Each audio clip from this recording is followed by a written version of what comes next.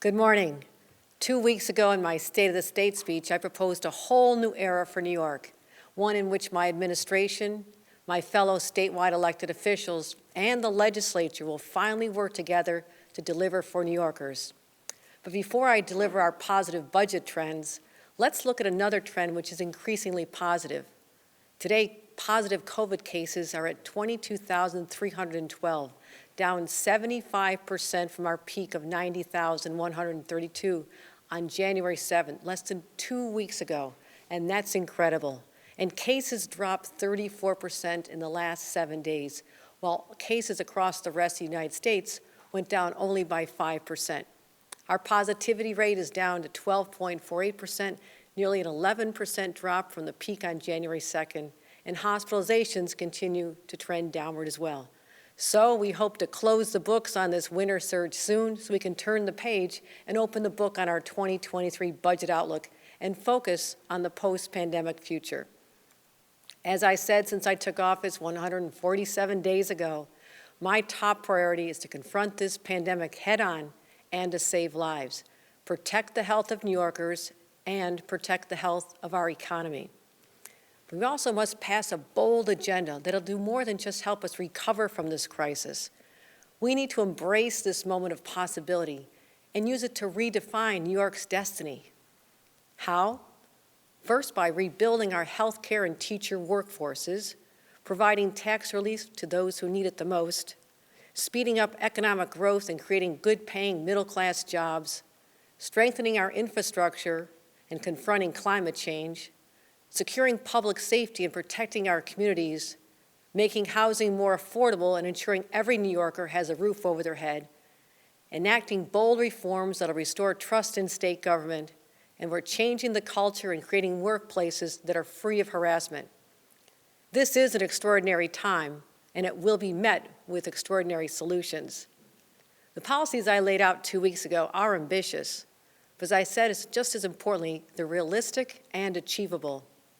And we're in a position to fully fund them by making historic investments like record aid to education, the biggest capital plan for infrastructure that our state has ever seen, and a groundbreaking program to rebuild the healthcare industry.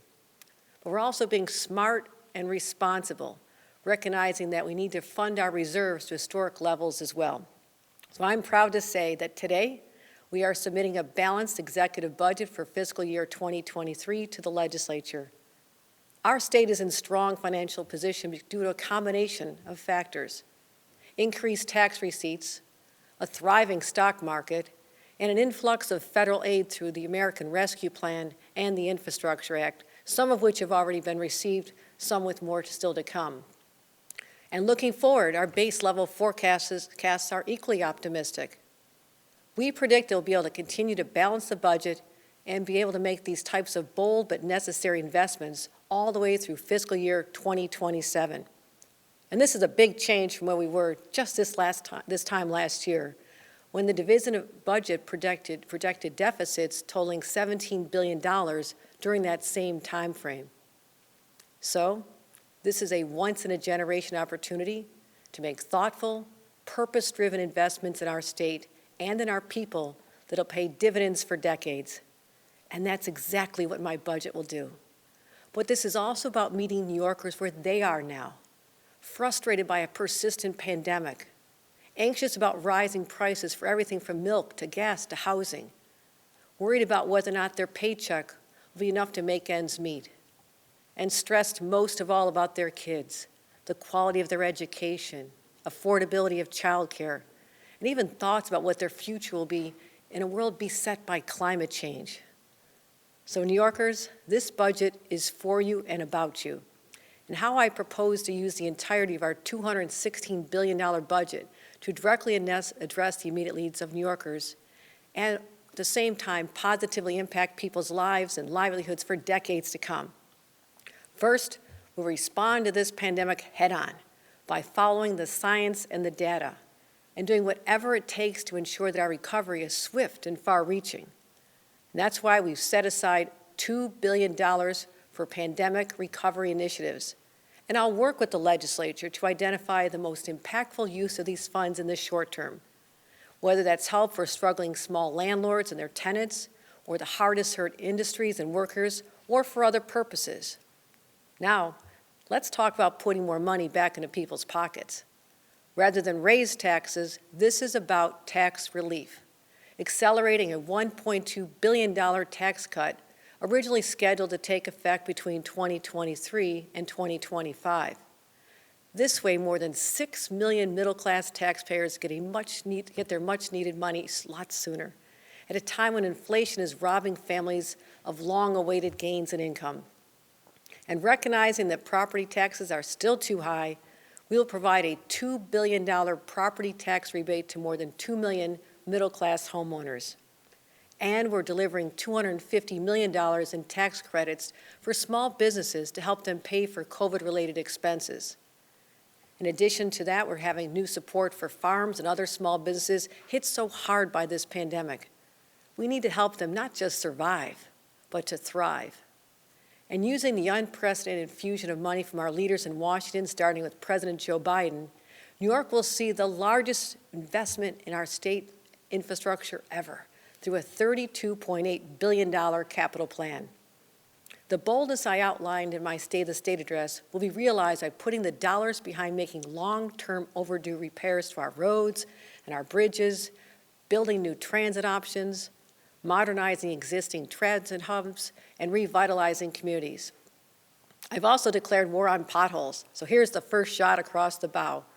A $1 billion plan called Operation POP, Pave Our Potholes. And this strategy takes us from potholes to not holes. For me, infrastructure is a quality of life issue. It's about creating connections, connecting neighborhoods, connecting people to jobs, connecting people to their family members and loved ones. And we'll finally be able to strengthen those bonds across our state, using cash rather than borrowing money, so future generations are not hamstrung by the commitments we make today. One way we'll do that is by reconnecting neighborhoods that were severed by asphalt highways. And these all disproportionately impacted communities of color, like the Kensington Expressway in Buffalo, I-81 in Syracuse, the Interloop in Rochester, and the Cross Bronx Expressway. And one hard lesson we learned about what happens when there's a lack of investment is how our healthcare system crumbled under the stress of the pandemic. And that's why we're making up for lost time and positioning the state to be on better footing going forward with the largest investment in healthcare in state history, $10 billion. One of our shared values as New Yorkers is that everyone deserves the dignity of access to quality healthcare, especially during a public health crisis.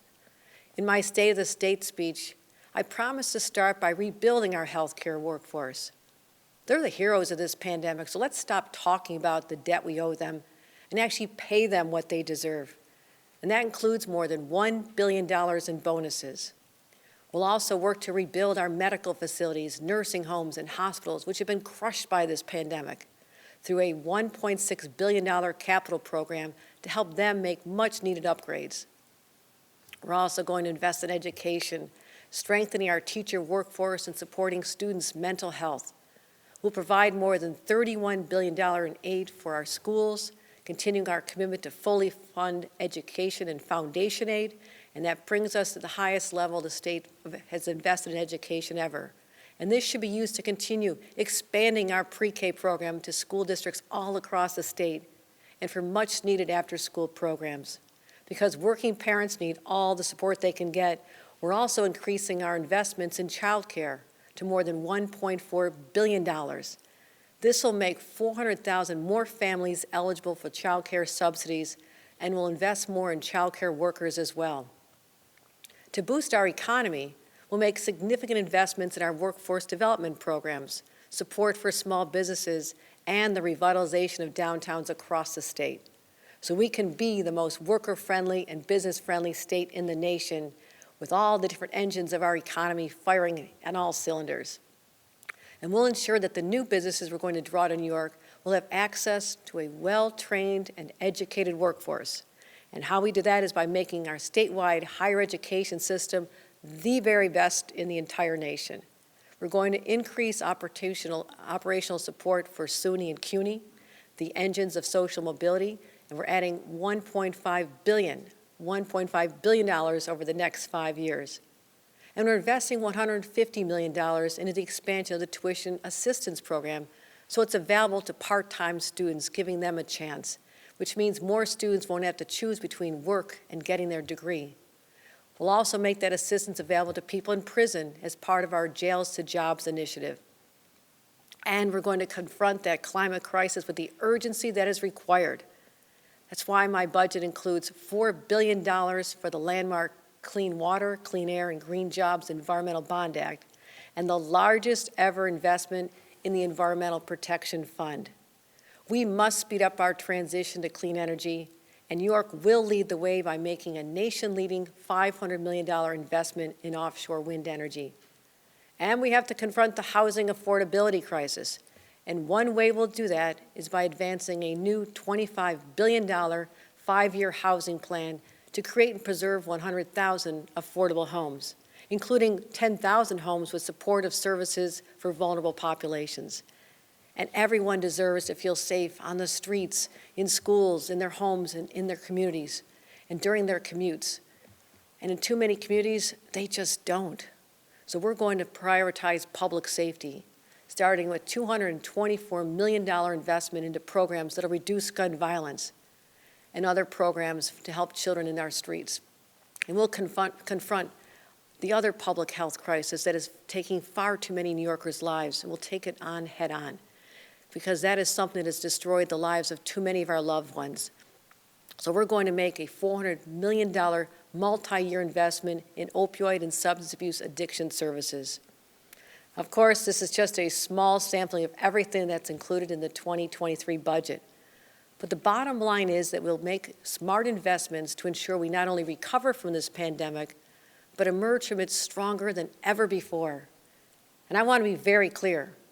We're going to do it by taking a fiscally responsible approach, because we know that the federal funds will eventually run out, and that's why we're not banking on them for the future. We're not creating recurring expenses or new programs we can't pay for. So for the first time ever, with smart planning, New York will have no out-year gaps.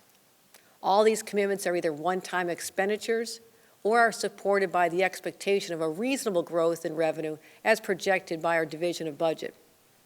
So we have the means to respond to this historic moment with an historic level of funding. And what we have achieved with the blueprint I'm printing today is both a plan that is socially responsible and fiscally prudent.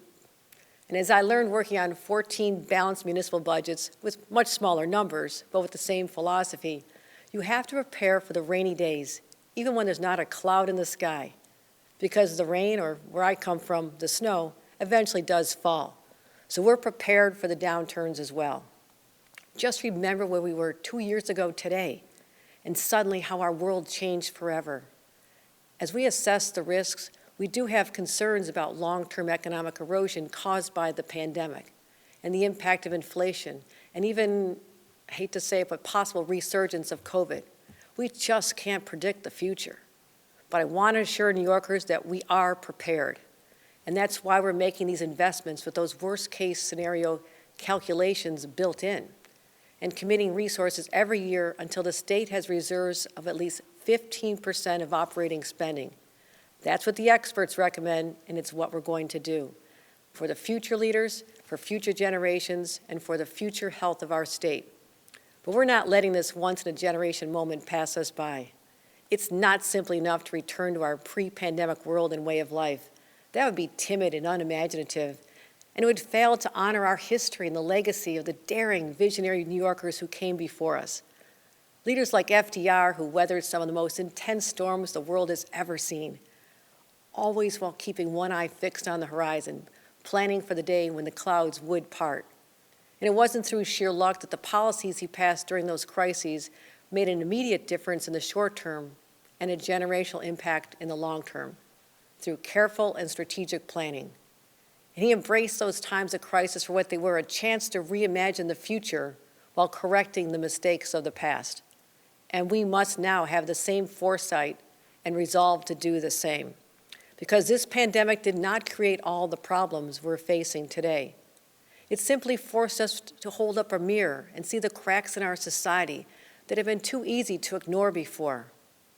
We cannot allow this virus to grip us so tightly that it constrains us from looking to the future or prevents us from mending those cracks. Since its founding, our state has been the home of the dreamers and the doers from all over the world who came here in pursuit of opportunity and a better life. But today, for too many New Yorkers, the American dream is just that, a dream. And that has been even more true as a result of this pandemic. As I said in my State of the State speech, it's time for a better, fairer, more inclusive version, and I'm calling it the New York dream. And by implementing the agenda I proposed 2 weeks ago, we can make it a reality. And this is with smart, strategic, and a forward-thinking plan. We will. This is a moment of great possibility, a once-in-a-generation chance to reconsider what is possible for our state. And this really is the beginning of New York's next great comeback. I declared a new era for New York, and it continues today. So New Yorkers, this budget's for you. You're going to hear much more about it from our budget director, Robert Mojica, who will go even deeper on the numbers and our current financial position later today. Thank you, New Yorkers.